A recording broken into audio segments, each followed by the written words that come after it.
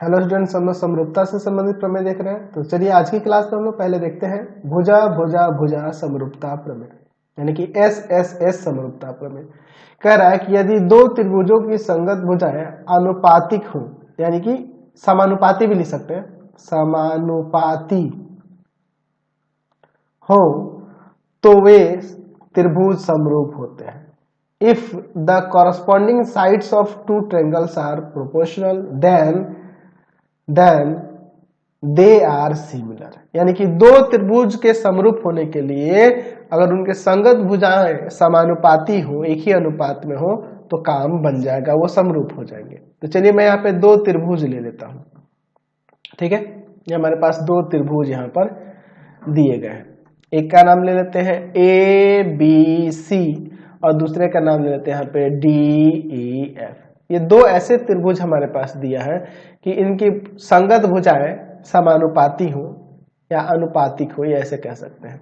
दिया है त्रिभुज ए बी सी तथा त्रिभुज डी ई एफ में क्या दिया है जी हमारे पास कि ए बी बटा में डी ई, बी सी बटा में ई एफ और ए सी बटा में डी एफ बराबर दिया है। तो सिद्ध करना है, तो सिद्ध करना है, सिद्ध क्या करना है जी, हमें सिद्ध करना है कि त्रिभुज ए बी सी समरूप हो जाएगा त्रिभुज डी ई एफ के। तो देखिए इसको समरूप करने के लिए यहाँ संगत भुजाओं का अनुपात तो दिया ही है बराबर, हमें संगत कोण बराबर दिखाने होंगे और जब दोनों चीजें हो जाएंगी तभी ना समरूप हो पाएगा। तो यानी कि हमें पहले संगत भुजाओं का अनुपात बराबर दिया है तो संगत कोण बराबर दिखाना होगा। तो इसके लिए चलिए मैं इसमें थोड़ी रचना कर लेता हूँ। अब देखिए रचना में मैं क्या करता हूँ, हम लोग ऐसा करते हैं, ये मान लेते हैं कि माना त्रिभुज ए बी सी तथा त्रिभुज डी ई एफ में ये जो अनुपात दिया है ए बी बटा डी का, बी सी बटा ई एफ का और ए सी बटा डी एफ का, यह जो है अनुपात लेस देन 1 है, एक से छोटा है। ये ऐसा हम लोग मान लेते हैं। देखिए अब एक से छोटा क्यों कह रहे हैं, एक से छोटा इसलिए मान लिए ताकि हमें यहाँ पे ये साबित हो गया, यहाँ से हमने ये मान लिया, मानने से क्या हुआ, ये साबित हो गया कि ये वाला त्रिभुज बड़ा है, ये वाला त्रिभुज छोटा है, क्योंकि छोटी क्वांटिटी में बड़े से डिवाइड हो तभी ना लेस देन 1 आ रहा है, इसीलिए ऐसा हमने किया है। इसको लिखने की यही वजह है और कोई वजह नहीं है, ठीक है। अब इसके बाद देखिए, तो जब ऐसा है कि इसकी भुजाएं बड़ी है तो हम लोग क्या करते हैं कि इसकी डी भुजा पर यहाँ पर एक बिंदु ले लेते हैं P और DF पर यहाँ पे ले लेते हैं Q और फिर P से Q को मिला देते हैं, ठीक है। ये इस तरह से P और Q बिंदु हमने लिया है कि यहाँ पे ये जो AB है ना, AB इस DP के बराबर हो जाए और AC जो है ना इस DQ के बराबर हो जाए, इस प्रकार से हमने ये लिया है। तो यहाँ पे लिख देते हैं कि अतः त्रिभुज DEF की भुजा DE पर एक बिंदु P तथा भुजा DF पर एक बिंदु Q इस प्रकार लिया है कि AB बराबर है DP के, AC बराबर है DQ के। फिर यहां पर और दे के लिख देते हैं और PQ को मिलाया, ये हमने काम किया है, ये ना काम किया जी। चलिए अब इसके बाद हम लोग आगे प्रमाण की तरफ बढ़ते हैं, ठीक है। अब इसका प्रमाण देखिए, ध्यान से देखिए, हमारे पास दिया हुआ है त्रिभुज ABC तथा त्रिभुज DEF, इन दोनों में क्या दिया अनुपात, यहाँ पे हमारे पास दिया है कि AB बटा में DE बराबर है BC बटा में EF बराबर में है AC बटा में DF, ये हमारे पास दिया हुआ है। तो जब ये दिया हुआ है तो हम चाहें तो यहाँ पे लिख सकते हैं कि नहीं, AB बटा में DE इक्वल टू में AC बटा में DF, इसको छोड़ दिया हमने। अब देखिए हमने ऊपर रचना में देखा है AB DP के बराबर है और AC DQ के बराबर है रचना से। तो यहाँ से हम लोग इसको चेंज कर सकते हैं, AB को हम लोग यहाँ पे DP कर देते हैं और बटा में DE, और AC को हम लोग DQ कर देते हैं और बटा में आपका DF। तो यहाँ ध्यान से देखिए, DP बटा में DE और DQ बटा में DF। तो यहाँ पे हम लोग लिख सकते हैं थेल्स प्रमेय के विलोम से, थेल्स प्रमेय के विलोम से जब ये अनुपात बराबर है तो हम लोग क्या लिख सकते हैं, थेल्स प्रमेय के विलोम से यहाँ पर PQ समांतर हो जाएगा EF के। ठीक है, अब ये समांतर हो गया तो अब चलते हैं त्रिभुज DPQ तथा त्रिभुज DEF, इस पूरे त्रिभुज में चलते हैं और इस जो रचना करके बना है DPQ, इन दोनों त्रिभुजों को समरूप करते हैं। तो समरूप करने के लिए एंगल DPQ इक्वल टू में एंगल DEF हो जाएगा। ये संगत कोण के युग्म है, संगत कोण के युग्म है, समांतर होने के कारण ये संगत कोण के युग्म है, तो ये इसके बराबर होगा ना जी। चलिए, और दूसरा चीज एंगल D दोनों त्रिभुजों में है, उभयनिष्ठ, इसी को लिख देते हैं, उभयनिष्ठ है। तो यहाँ से त्रिभुज आपका समरूप हो जाएगा, त्रिभुज DPQ समरूप हो जाएगा त्रिभुज DEF के। कैसे हो जाएगा आपका, यहाँ पे लिख सकते हैं एंगल एंगल समरूपता से। ठीक है, तो ये समरूप हो गया। तो जब समरूप हो गया तो हम लोग जानते हैं कि अगर समरूप त्रिभुज होंगे तो उनके संगत भुजाओं का अनुपात बराबर होता है। हम लोग जानते हैं दो समरूप त्रिभुजों के संगत भुजाओं का अनुपात, और त्रिभुज समरूप भी होते हैं, का अनुपात बराबर होता है। ठीक है ना जी, हमने देखा था पहले वाले ही प्रमेय में संगत भुजाओं का अनुपात बराबर दिखाया था और फिर समरूप दिखाया था उसको, है ना जी। यानी कि अब चाहो यहाँ पे हम लोग लिख सकते हैं कि नहीं, DP बाई में DE और PQ बाई में EF, ये लिख सकते हैं, बिल्कुल लिख सकते हैं। तो ये जब अनुपात हमने बराबर दिखा दिया। अच्छा, अब इसके बाद देखिए हम लोग एक काम करते हैं, यहाँ पर हम लोग इसमें हमारे पास रचना में दिया है कि DP जो है ना AB के बराबर है रचना से। ठीक है ना जी, तो यहाँ पर DP को हटाकर AB लिख दे, AB बाई में DE बराबर में PQ बाई में EF, समीकरण 1 ले लेते हैं। अच्छा, हमारे पास ऊपर दिया है कि AB बाई DE जो है ना यह बराबर है BC बाई EF के, ये दिया है। तो यहाँ इन दोनों समीकरणों से क्या हो जाएगा, समीकरण 1 तथा समीकरण 2 से, इन दोनों समीकरणों से क्या हो जाएगा, तो अब यहाँ से लिख सकते हैं, देख लो ये दोनों सेम ही है, तो ये भी यहाँ क्या हो जाएगा आपका, आ जाएगा यहाँ पर PQ बाई में EF किसके बराबर होगा, इस BC बाई EF के।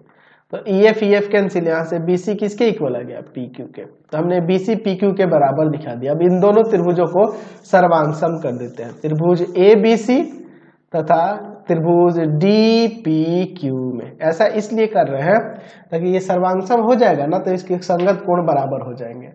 तो AB DP के बराबर है, AC DQ के बराबर है, ये दोनों तो रचना से हुआ है ना जी, रचना से। और तीसरा हमने यहाँ पे दिखा दिया है कि BC जो है ना बराबर है PQ के। अभी साबित कर चुके हैं, साबित कर चुके हैं। तो अब यहाँ से लिख सकते हैं कि ये दोनों त्रिभुज यहाँ पर सर्वांगसम हो जाएंगे। तो त्रिभुज ABC सर्वांगसम हो जाएगा त्रिभुज DPQ के, सर्वांगसम हो जाएगा भुजा भुजा भुजा सर्वांग समता से। तो जब ये सर्वांगसम हो गया तो इसके संगत कोण बराबर नहीं हो जाएंगे जी।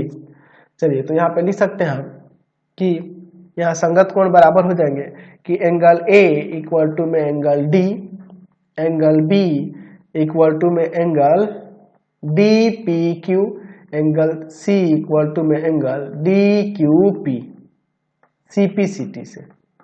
तो एंगल A बराबर D तो ठीक है, बाकी इन दोनों में छेड़छाड़ करना होगा। अच्छा देखिए, चूंकि हमने दिखाया है वहां पर पहले कि यहाँ पर PQ जो है ना समांतर है EF के, ऊपर हम लोग साबित कर चुके हैं। ठीक है ना जी।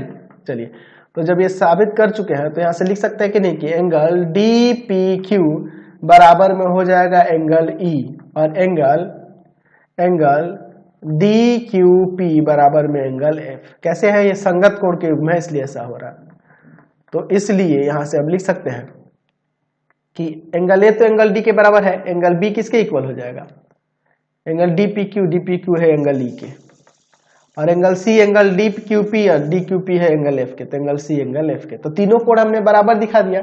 अब देखिए यहाँ त्रिभुज ए बी सी तथा त्रिभुज डी ई एफ में हमारे पास दिया हुआ है इनके संगत भुजाओं का अनुपात बराबर है ए बी बटा में डीई, ए बी बटा में डीई, बी सी बटा में ई एफ, और यहाँ पर ए सी बटा में डी एफ, ये दिया हुआ है। और दूसरा हमने यहाँ पे इनके संगत कोण बराबर दिखा दिया, तथा अभी हमने दिखाया है कि एंगल ए एंगल डी के बराबर है, एंगल बी एंगल ई के बराबर है, एंगल सी एंगल एफ के बराबर है।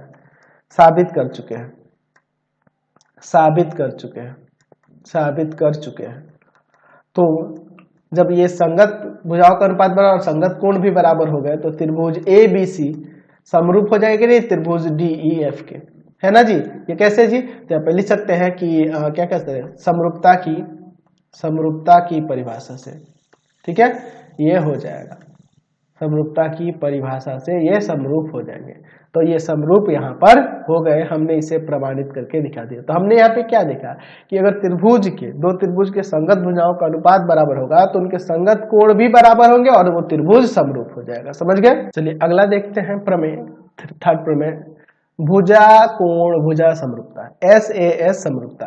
कह रहा है कि यदि दो त्रिभुजों की संगत भुजाओं का एक युग्म अनुपातिक हो यानी कि समानुपातिक हो, ठीक है, और आंतरिक कोण यानी कि उन भुजाओं के द्वारा ही अंतरित कोण बराबर हो तो वे त्रिभुज समरूप होते हैं। If in two triangles one pair of corresponding sides are proportional and the included angles are equal then two triangles are similar। चलिए यहाँ पे देखिए क्या करा, यहाँ पे हम लोग दो ट्रायंगल बना लेते हैं, ठीक है। यहाँ पर एक का नाम देते हैं ए बी सी और दूसरे का नाम देते हैं डी ई एफ।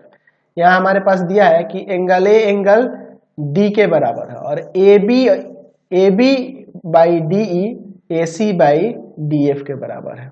ये जो दो चीजें दी है देख लीजिए, इन भुजाओं द्वारा बना हुआ कोण ही बराबर हमने दिखाया है। चलिए दिया है हमारे पास, क्या दिया है, त्रिभुज ए बी सी तथा त्रिभुज डी ई एफ में क्या है हमारे पास, ए बी बटा में डी ई बराबर है ए सी बटा में डी एफ, ठीक है, तथा एंगल ए एंगल डी के बराबर है। तो सिद्ध करना है, क्या सिद्ध करना है कि त्रिभुज ए बी सी समरूप हो जाएगा त्रिभुज डी ई एफ के। चलिए अब हम लोग इसका यहाँ पर प्रमाण देखेंगे, उससे पहले इसमें थोड़ी सी रचना करनी होगी। रचना में देखिए क्या करते हैं, हम लोग ऐसा मान लेते हैं, माना त्रिभुज ए बी सी तथा त्रिभुज डी ई एफ में यहाँ जो हम लोग भुजाओं का ये अनुपात जो लिए हैं, ए संगत भुजाओं का अनुपात ए बी बाई डी और ए सी बाई डी एफ, ये हम लोग मान लेते हैं कि ये लेस देन 1 है, एक से छोटा है। एक से छोटा है यानी कि इस त्रिभुज की भुजा से इस त्रिभुज की भुजा बड़ी है, ठीक है। तो बड़ी है तो एक काम करते हैं, बराबर करने के लिए इस पर एक बिंदु P ले लेते हैं और इस पर एक बिंदु Q ले लेते हैं और फिर P से Q को मिला देते हैं, ठीक है।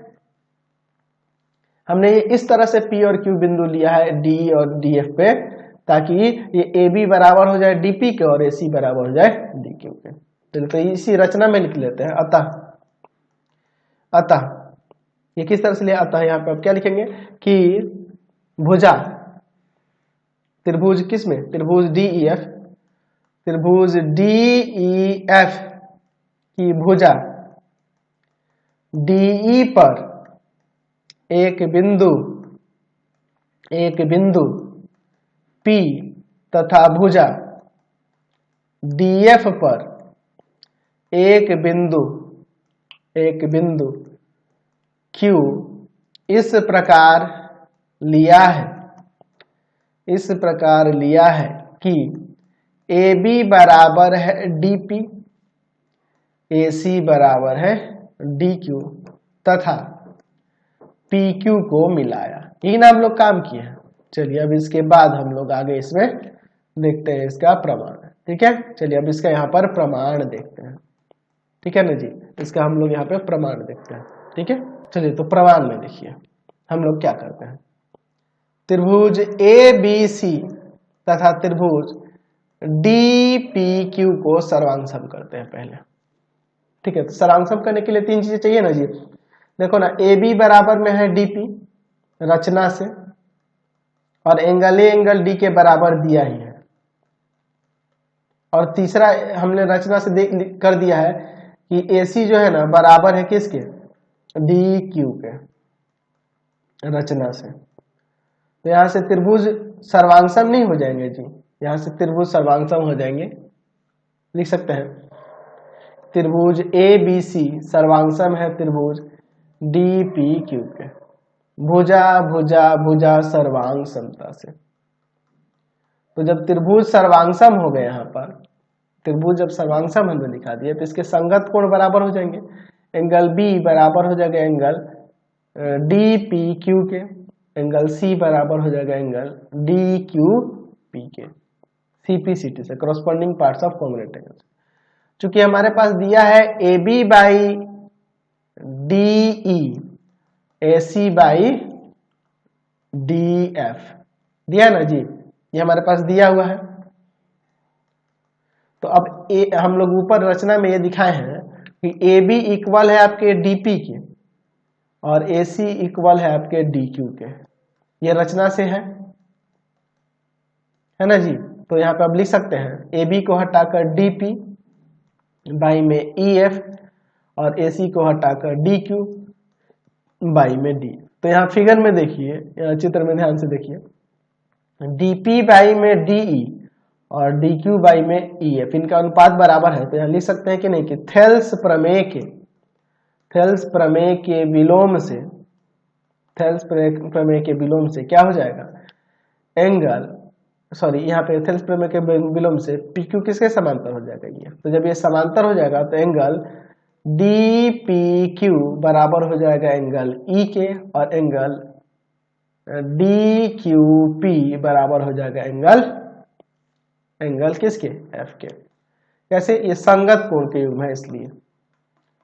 और चूंकि ऊपर हम दिखा चुके हैं कि एंगल B बराबर है एंगल DPQ के और एंगल C बराबर है एंगल DQP के, साबित कर चुके हैं ऊपर। ठीक है ना जी। तो यहां से हम लोग लिख सकते हैं, क्या लिख सकते हैं जी, यहाँ पर ये भी DPQ है, ये भी DPQ, यानी कि एंगल B बराबर हो जाएगा एंगल E के और एंगल C बराबर हो जाएगा एंगल F के। चलिए तो अब देखते हैं दोनों त्रिभुजों को, त्रिभुज ABC तथा त्रिभुज DEF में। तो एंगल A बराबर एंगल D ये दिया हुआ है ना जी। इसमें से कोई एक भी कोण ले लेंगे तो हो जाएगा एंगल B बराबर E, ये हम लोग अभी साबित कर चुके हैं, अभी ऊपर कर चुके हैं। तो यही दो से भी हो जाएगा समरूप एंगल से, या फिर ये तीसरा वाला भी लिख दो, कोई दिक्कत नहीं है, फिर एंगल समरूपता हो जाएगा। ठीक है ना जी, ये भी साबित कर चुके हैं, तो यहां पर लिख सकते हैं। तो इन दोनों से और इससे क्या हो जाएगा, त्रिभुज ABC समरूप हो जाएगा त्रिभुज DEF के। कैसे, एंगल समरूपता पढ़े थे ना पहला प्रमेय, या सिर्फ एंगल से भी अगर दो ही को बराबर दिखाते तो हो जाता। तो ये भी हमने प्रमाणित करके दिखा दिया। हमने यहाँ पे ये दिखाया कि अगर दो त्रिभुजों में इनके दो भुजाओं का अनुपात बराबर हो और उनके द्वारा अंतरित कोण बराबर हो, एक कोण बराबर हो अंतरित कोण, तो वो दोनों त्रिभुज समरूप हो जाएंगे। और वो किससे होते हैं, भुजा कोण भुजा समरूपता उसको कहते हैं। ठीक है, तो इसको भी ध्यान रखें। तो आज की क्लास में इतना ही, नेक्स्ट वीडियो में आगे देखेंगे। आपको हमारे 3 चैनलों को सब्सक्राइब करना होगा। पहला है पाथफाइंडर क्लासेस छपरा, दूसरा है आपके पास भारती भवन रविकांत सर, रविकांत सर, और तीसरा चैनल है Ravikant sir RD Sharma solution. तीनों चैनल को सब्सक्राइब कर लेंगे। इससे रिलेटेड वीडियो के लिए सीधे डिस्क्रिप्शन में, इससे रिलेटेड नोट्स के लिए गूगल पे जाकर सर्च करेंगे www.ravikantsir.in और यहाँ जाकर आप सभी क्लासेस के नोट्स, उनके पीडीएफ को डाउनलोड कर सकते हैं, पढ़ सकते हैं। इंस्टाग्राम और फेसबुक पे जाकर पाथफाइंडर क्लासेस छपरा को लाइक एंड फॉलो करना नहीं भूलेंगे। Thanks for watching the video. Comment करके जरूर बताया करें कि हमारे चैनल्स के वीडियोज आप सभी को कैसे लगते हैं। Thanks for watching.